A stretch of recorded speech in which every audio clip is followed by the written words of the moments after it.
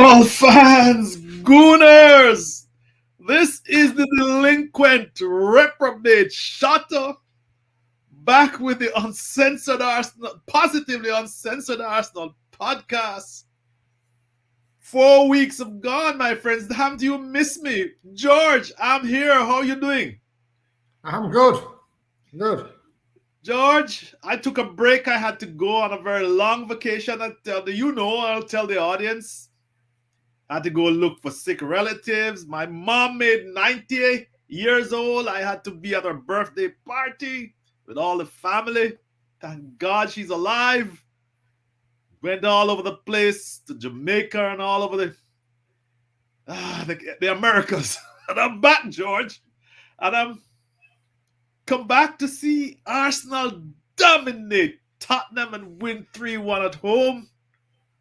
That was quite a beating, my George. It was. And here I am sitting in Blackburn, absolutely covered with an avalanche of happiness. Well, I'm glad to come at a good time. Joking apart, it doesn't get much better than this. Yes, well, George, it was total dominance as you see on my screen. 66.7% possession by Arsenal compared to 33. Am I seeing this right? There's 66 by 34. No, 65 by 35. I'm straining, guys. I'm straining. It means we had 750 touches. They had only 468. We had 565 passes, 307. I hope you guys can see it. I am struggling on my big screen and my small screen. George, it was total domination. It was from start to finish. And yes. the only blip was the goal we gave away, the penalty we gave away. Otherwise, it couldn't have been much better. I mean, I saw a lot of people on Twitter. Now, I know you shouldn't look on Twitter, but complaining that we weren't creative enough or we weren't playing well enough. And I thought, well, what have I been watching? Because I see us totally dominating a team that's been getting results. They've not been playing well, but they have been getting results. And they set up in a way that they thought would get them a result against us at the Emirates. You know, they sat back. It was a clear tactic. You know, we weren't pinning them back in as much as they were falling back. But we were doing everything we could to break it down. We were making chances. And when a team sets up like that, that's all you can do. You know, you can't run through them because they're set up so deep. You know, you have to try and be clever, be smart. And I thought we were all those things. We were creative, clever, smart, quick, pressing hard, harrying, playing the ball quickly. You know, it was all good. All good. And, yes.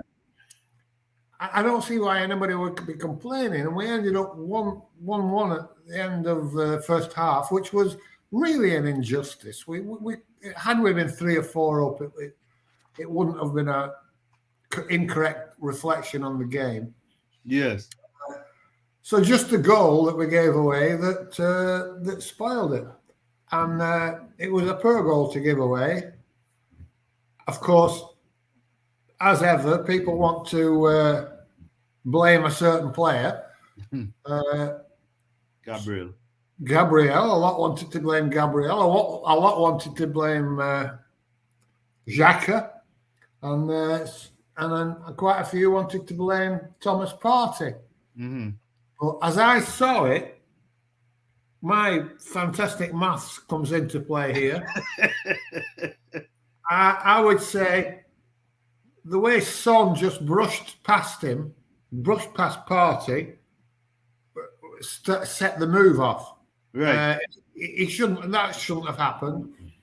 So he was to blame for that. Then Granit Xhaka should have cleared the ball, but instead he tried to lay it back to someone else to keep control of it. Mm-hmm. So that was a mistake. And then Gabriel lunged in, which can only be regarded as stupidly, and gave away the penalty. So if I was dividing it up, I would say it was 30% Partey, 20% Xhaka, and 50% Gabriel that contributed to us conceding that penalty. But that's the way it always is. There's very Yes, rarely only one mistake it's that a causes series. a goal. It's a series of compounding mistakes. And so they're all a little bit to blame. But what do you want them to do? He shouldn't have dived. Gabriel shouldn't have dived in. And of course he shouldn't have dived in. He gave away a penalty. Yes, But you can't just let people walk past you either. right. You know, sometimes you make a bad decision. Doesn't mean you're a bad player. And the only trouble with Gabriel is I think it seems to bother him. It Right. lingers with him. Once he's made a mistake, it lingers with him. And he could quite easily make another one. And then he gets all defensive and he's complaining about everything that's going on all over the pitch then. Right. Because he'll be upset, and that's a good thing. It means a lot to him. So I think we've got to give everybody a pass. Even Party, who shouldn't have been brushed past by Son, but Son will brush past quite a few central midfield players before the season's out. Well, it struck me that Song was very effective in the first half, but he was quite a non-entity in the second. But George, to both of your point about the first half, we were dominant. We are more dominant in the second, by the way. But in the first half, we had 59% possession to their 41. And I was surprised when I looked at those stats because they basically sat back with 4 or 5 at the back. Then they just flood down. I've had 4 people in midfield at least. And basically look for breakaways with Son. And to support your point, Robbie Earl, who you can say neither here nor there, on our feed during his the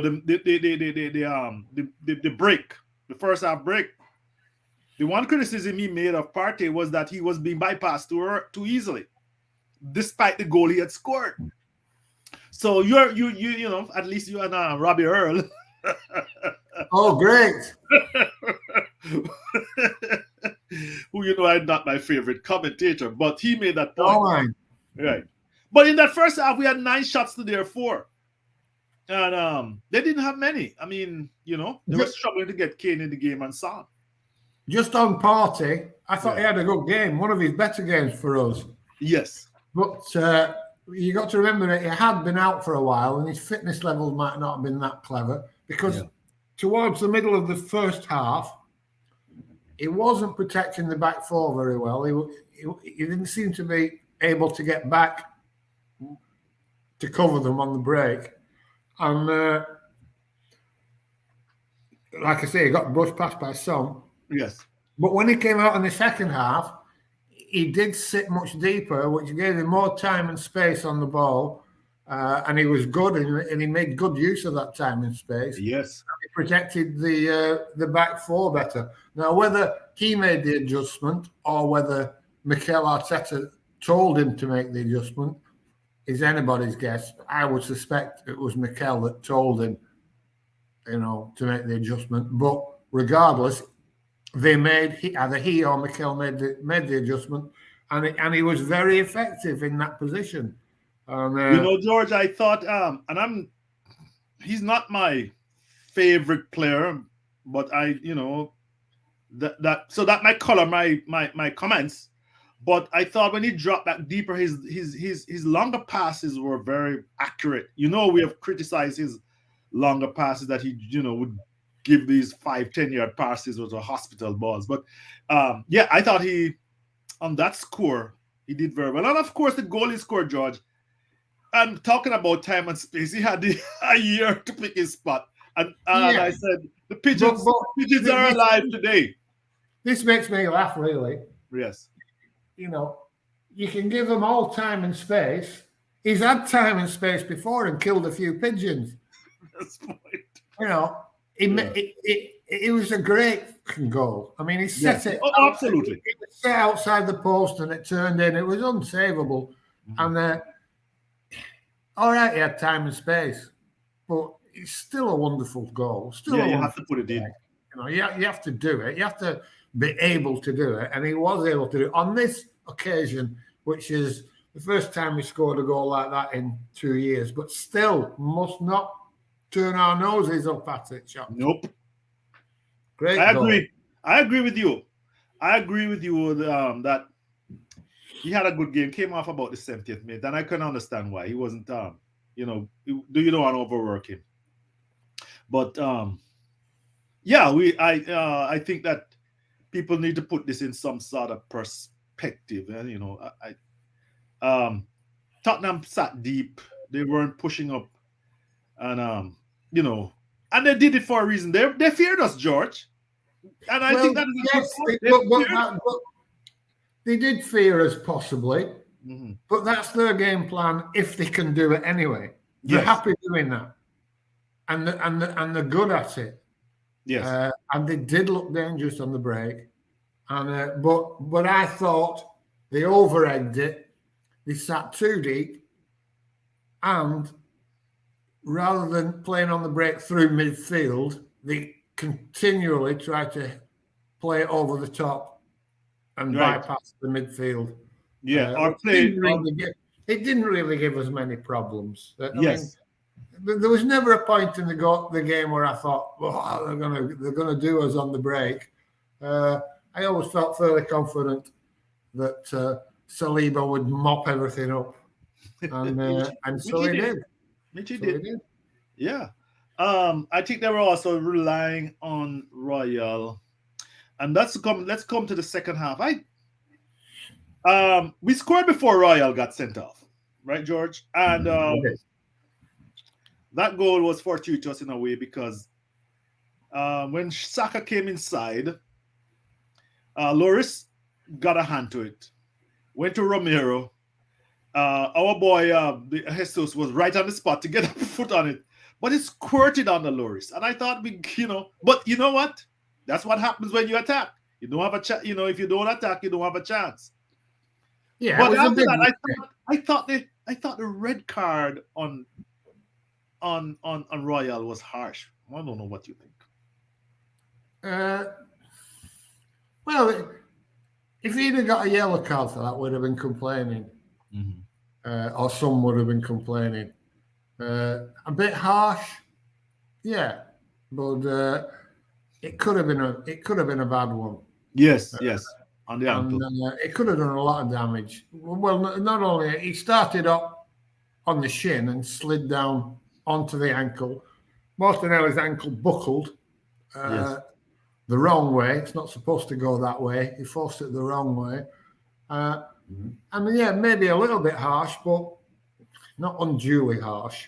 I think if everybody got a red card for that, the game would be better for it. you think so? Well, I do, yeah, I do. George. I mean, I don't like this idea that it makes it more of a man's game if you can come in and clatter the fucking ankles. well, I don't watch football to watch fucking rugby. I watch it for skill and flair and yes. good play technique. I don't want to watch roughhousing or watch MMA or rugby. Yeah. Well, coming from me, I suppose that is it's a weird kind of comment to make because I've seen Diaby trample his ankle by SCN. Remember that one? You And other do? people, but SCN finished him off, and Yeah. Jack got some, Oh, study they to the did for ankle. Jack. They did for Aaron Ramsey. They did for Yeah. Eduardo. Yes. And Well, the commentator would say, "Oh, they didn't mean it. They didn't mean to hurt them. Of course, they didn't mean to fucking nearly end their careers. mhm. But the more of those tackles you allow and give yellows for instead of reds, the more that you'll encourage that type of play. Because I saw you. I saw you on Twitter giving Anthony Taylor a lot of hype there, George, giving him a lot of credit. I couldn't believe it. well, it wasn't a serious tweet, clearly. I mean, he's had some fucking mares against us. Yeah. But I did say I'd always liked him as a referee when he sent him off, because I said that about Mike Dean once when he sent somebody off as well. Clearly didn't mean it. But, yeah, you don't expect him to get sent off for that playing us. You would he turned it the other way around. If that was Xhaka, you would have expected him to be seeing the tunnel. Yes. I thought about that too, George. It ran through my mind. And it should run through every Gunner's mind. But if Kane made that tackle, I don't expect him to get a red card. Oh, it won't even be blown as a foul. Exactly. And that is the inconsistency which I'm concerned, because Kane did pushed over Gabriel towards the end. Not even, he got a foul, not a yellow. It was deliberate. What got me is this is the funniest thing you've seen. Yeah. Him, Kane, and Richarlison surrounding the referee, pointing at Martinelli, complaining that he was feigning injury. Right? Of all the two players in all the world to complain about feigning injury, it's those two fuckers. Ooh. Jesus Christ. George, you take that out of the word out of my mouth. But George, the two goals on either side. I thought by the way, George, you might want to comment on the two goals on either side. I made a long comment about the goal by Gabriel, which Lloris allowed, and then Xhaka's goal. You might want to comment on both. Well, Jesus, that was just sheer determination, wasn't it? I mean, it bobbled. It went right under Lloris. I mean, how did it? I don't even know how it got under him. That's let alone he made the mistake. How did it get under him? The ball was bigger than the gap it went through. Yes.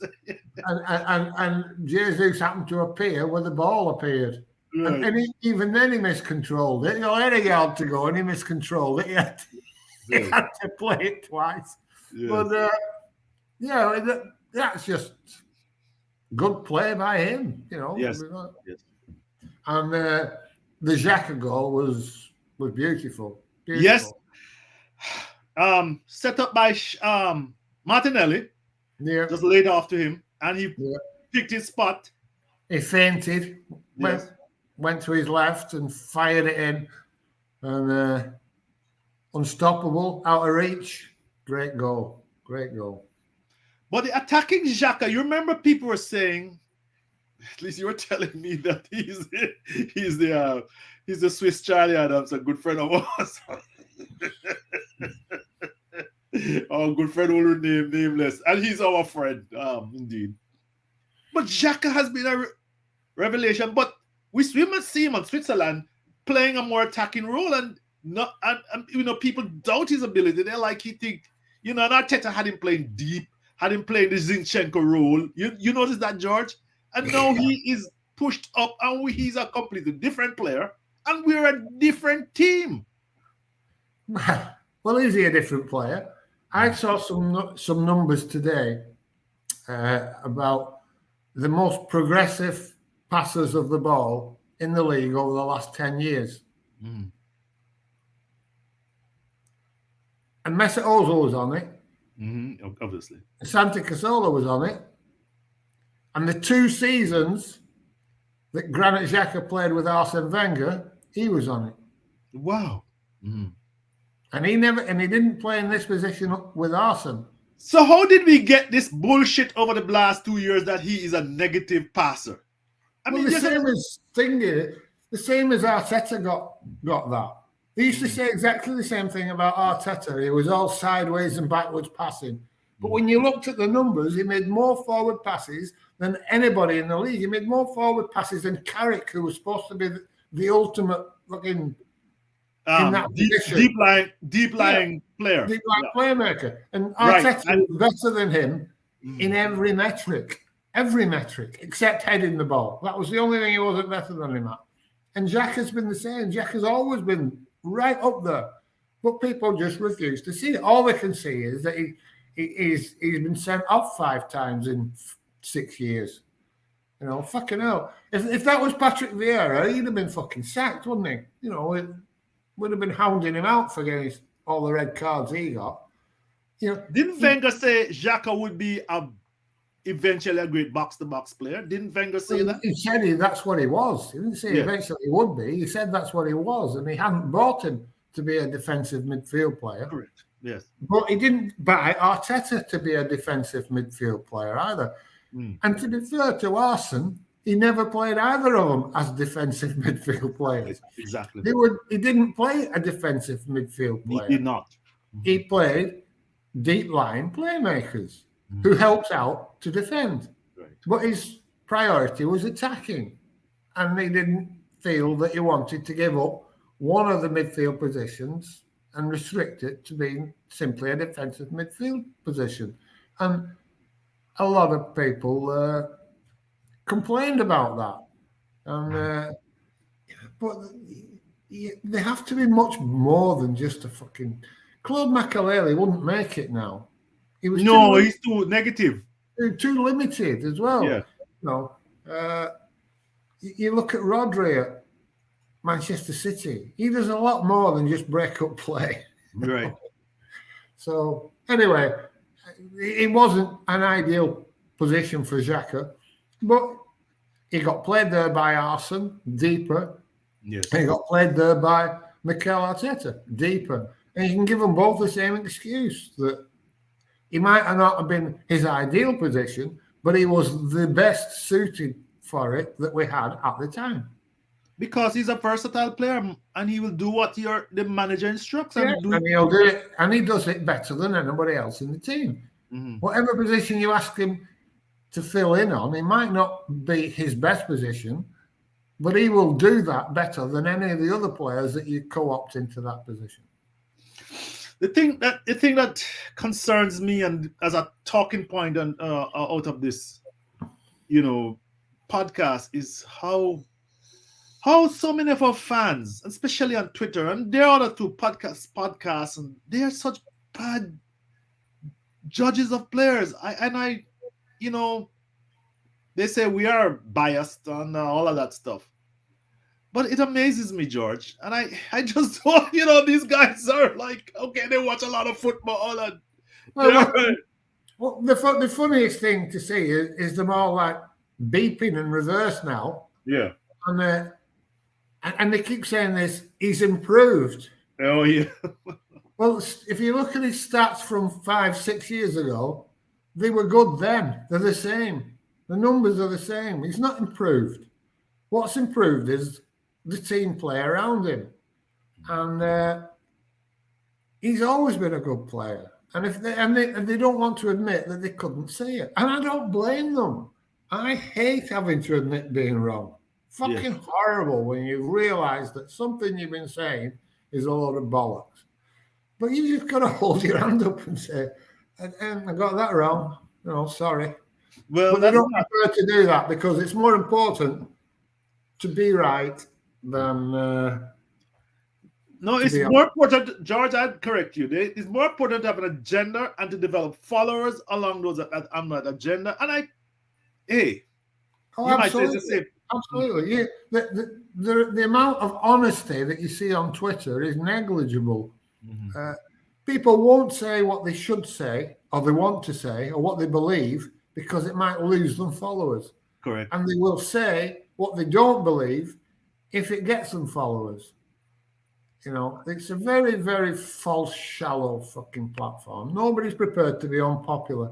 My fucking Twitter cat numbers goes up and down like a fiddler's elbow. You say something that people like and they'll follow you, and you say something they don't like and they all unfollow you.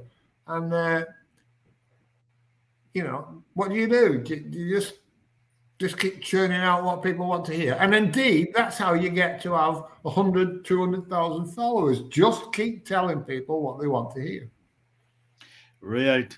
George, like our podcast shocker. If we told people what they wanted to hear, we might have a few more listening. Oh, yeah, I know. But well, on that note, George, I just ran this like and subscribe banner. Most of you have thought we've gone asleep and may not even see this. But remember to give us a follow and share. And we don't go offline for 4 weeks that often.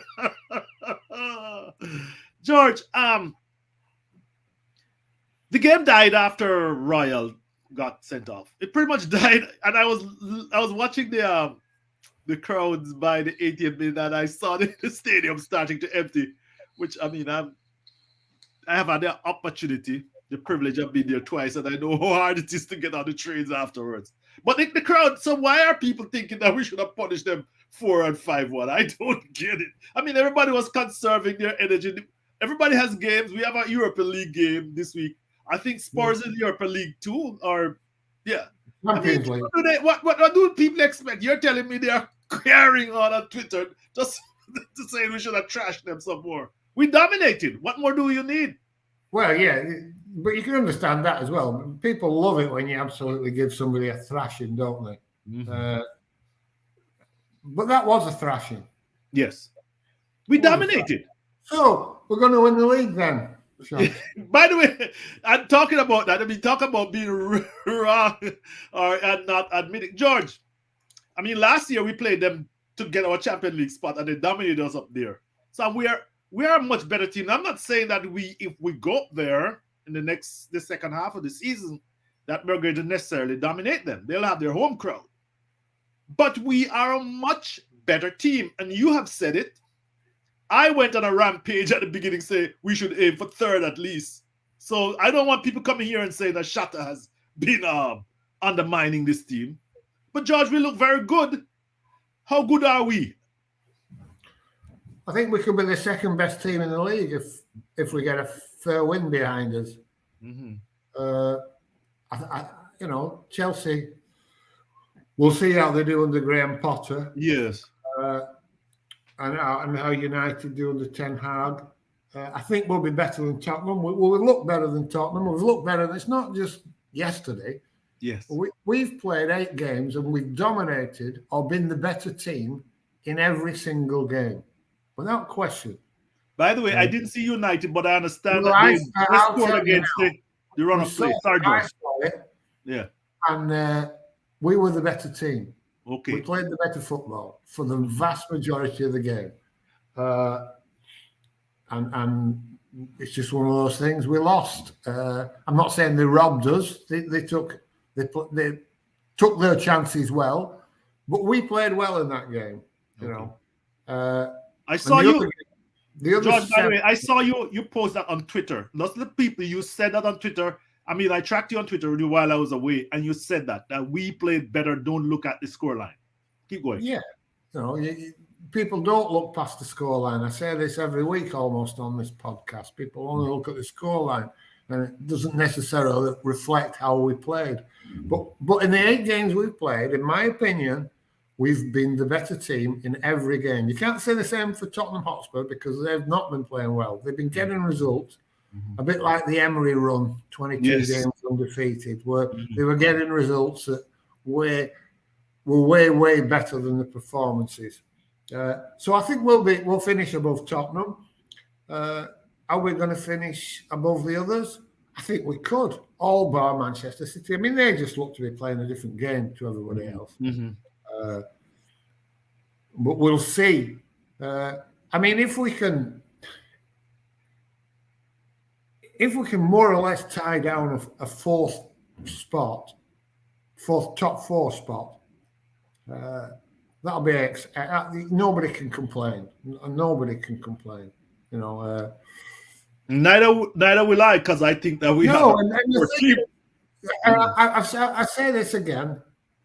I think Arteta has learned. I think we can see what his plan is now. I think he showed an inability to get the best out of the players he had. However, he's got the players that he wanted that can play the system that he wants, and that seems to be working. So that's all good because the rest's gone. Ozil's gone. Fucking Aubameyang gone. Guendouzi's gone. Hector Bellerin. It's all gone. Whether we can argue till the cows come on whether they should have been used better when he had them, but he didn't, and he got rid of them, and we've replaced them. this point we're in now, we're doing well, and the team's doing well, and the team's playing well, and it's playing good football. That was all I ever asked for, good football. Mhm. All those things are true. I think he's much improved himself. I think his plan has a chance, uh, but that doesn't mean I have to like him. Exactly.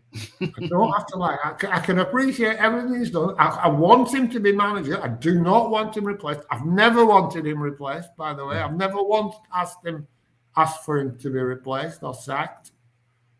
But I We don't never like. once. I We never don't trust once. him. I don't. I look at him and I don't believe a word he says. But that doesn't mean that he's not doing a good job.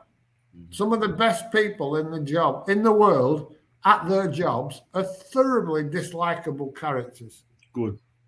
Now, but and as long as they can do the job, you want them working for you. I want him working for me, for Arsenal, as long as he's doing a job like he's doing at the moment. It's great. But don't ask me to like him. Because I don't like him. I don't believe him. I don't and I think he's a liar. I think he's an egotist. But that doesn't matter.